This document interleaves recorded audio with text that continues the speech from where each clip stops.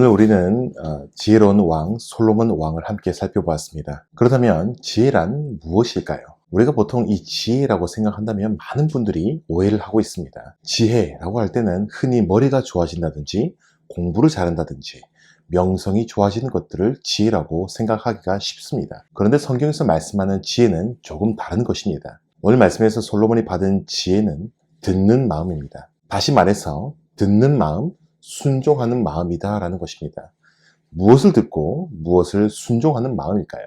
바로 하나님의 말씀을 잘 듣고 순종하는 마음입니다. 이름 다른 말로 제가 확장시켜 생각한다면 이렇게 말할 수 있습니다. 바로 하나님을 경외하는 마음입니다.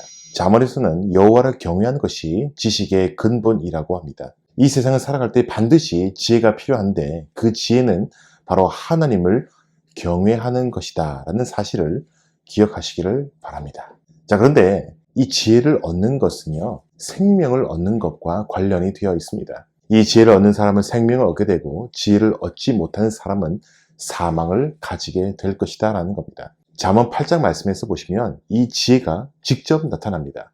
그리고 지혜가 의인화가 되어서 스스로 직접 이렇게 우리에게 권면하고 있습니다. 그러나 나를 잃는 자는 자기의 영혼을 해하는 자라, 나를 미워하는 자는 사망을 사랑하느니라 라고 말씀합니다. 여기서 우리가 보고 깨달아야 하는 것이 있습니다. 바로 이 지혜를 구하는 것, 그리고 이 지혜를 얻는 것은 사람에게 있어서요, 선택의 문제가 아니다라는 겁니다. 지혜를 얻고 싶으면 지혜를 얻고, 지혜를 얻기 싫으면 안 해도 되는 그런 단순한 문제가 아니다라는 겁니다. 지혜를 얻는 문제는 선택의 문제가 아니라 반드시 필요한 중요한 문제다라는 것입니다. 왜냐하면 지혜를 얻는 것은 우리의 생명과 연관이 되어 있기 때문입니다. 잠언 3장 18절 말씀을 보면 이렇게 말씀하고 있는데요. 지혜는 그 얻는 자에게 생명나무라, 지혜를 가진 자는 복되도다 라고 말씀합니다. 지혜를 얻어도 그만, 얻지 못해도 그만, 그런 문제가 아닙니다. 반드시 이 지혜는 얻어야 하는 문제입니다.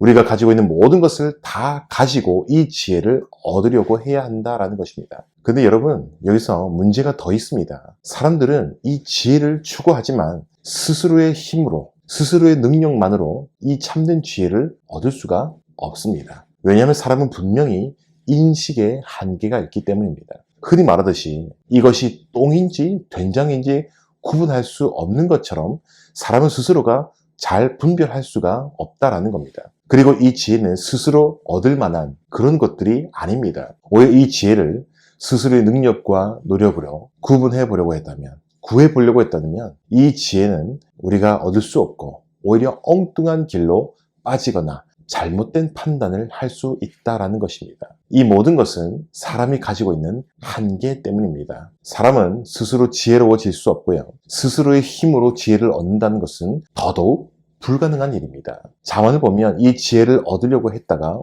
이 지혜를 찾지 못하고 엉뚱한 올무에 걸리는 경우가 있었습니다. 왜냐하면 잘못된 지혜, 이 엉뚱한 올무와 같은 역할을 하는 음녀라는 것이 있는데요. 음녀는 그 입술이 아주 꿀을 떨어뜨리는 것처럼 달콤하고 그럴싸한 말로 사람을 현혹시키는 굉장한 능력이 있다고 합니다. 보통 사람들이 다 그럴 법하게 받아들이는 상식적이고 지극히 이성적이고 합리적이고 만족스러울 만한 대답을 줄 수가 있습니다. 지혜와 상반되는 이 음녀의 경우가 바로 그런 경우다라는 겁니다. 말로 호리는 재주가 있어서 누구든지 속아 넘어가고요. 속아 넘어질 수밖에 없고 누구든지 걸려 넘어지게 되어 있다라는 것입니다. 그리고 이 음녀의 아름다움은 너무나도 굉장한 것이라서요. 누구든지 미친 듯이 이것을 탐하고 싶고 이것을 취하고 싶어진다라는 겁니다. 그리고 지혜 대신에 엉뚱한 지혜, 음녀를 택해서 지혜를 저버린 결과는요, 아주 냉혹하고 무시무시한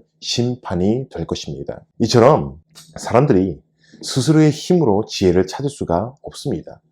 지혜를 알 수도 없고요. 이 지혜를 스스로 만날 수도 없고 이 지혜를 가질 수가 없다라는 겁니다. 그러면 여러분 어떻게 해야겠습니까? 할 수 있는 것이 아무것도 없어 보입니다. 할 수 있는 것이 없어요. 그 참 지혜를 갈망하고 꿈꾸고 소망하고 사랑하고 싶어도 그렇게 할 의지가 우리에게는 없습니다. 그런 의지 자체가 상실된 것이 우리의 인간된 모습이다라는 것입니다. 우리의 이성과 오선과 의지로는 전적으로 타락해서 끔찍한 괴물이 되었기 때문에 우리 스스로 지혜를 얻을 수가 없습니다. 인간의 삐뚤어진 이성과 의지로 만드는 것들은요, 온갖 잔인함과 폭력과 차별과 무자비한 전쟁과 학살, 비열한 악행들 뿐입니다. 하나님 앞에서 미친 듯이 악을 쌓으며 창조주의 분노를 그 머리에 쌓고 있는 것이 지혜를 버리고 음녀를 따라간 모든 사람들의 전형적인 모습이다라는 겁니다. 그것이 바로 죄인된 우리의 모습입니다. 우리는 하나님 앞에서 철저하게 무능력하고 끔찍한 죄인들입니다.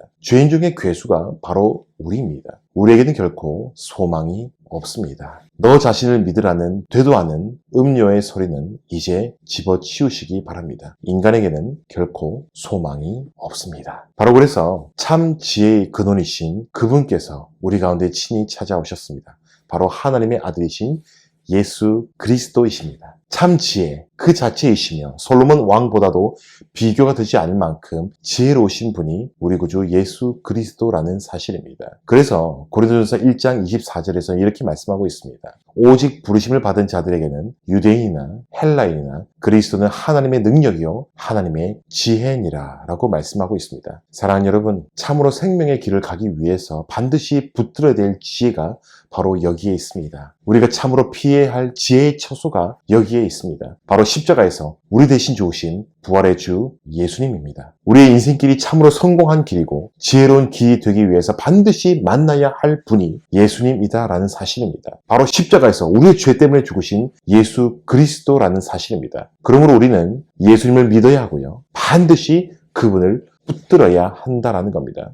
그분의 십자가를 붙들어야 하는 것입니다. 이 세상 사람들은 스스로 지혜롭다고 착각하지만 그 끝은 멸망이기 때문에 어리석은 자라고 할 수 있습니다. 마지막 날에 그들은 큰 수치를 면할 수 없을 것입니다. 참으로 미련한 자들입니다. 그들은 스스로의 지혜로 하나님을 알 수 없기 때문에 잠시 잠깐뿐인 이 세상이 마치 전부인 양 그렇게 오늘도 살아가고 있습니다. 그런 자들이 볼 때는요, 예수님을 믿는 우리들은, 예수님 믿는 기독교인들은 참으로 미련함 그 자체입니다. 그러나 예수님 믿는 사람들은 세상 사람들로부터 미련하다고 손가락질 당하지만요, 가장 지혜로운 자들이라고 할 수 있습니다. 그 이유가 무엇입니까? 그 끝은 영원한 생명이기 때문입니다. 여러분, 참 지혜이시며 생명 되신 예수님을 만나시기를 바랍니다. 예수님을 믿으시기를 바랍니다. 예수님 믿고 구원받으시기 바랍니다. 누구든지 예수님을 믿는 자는 반드시 구원받으며 하나님의 심판을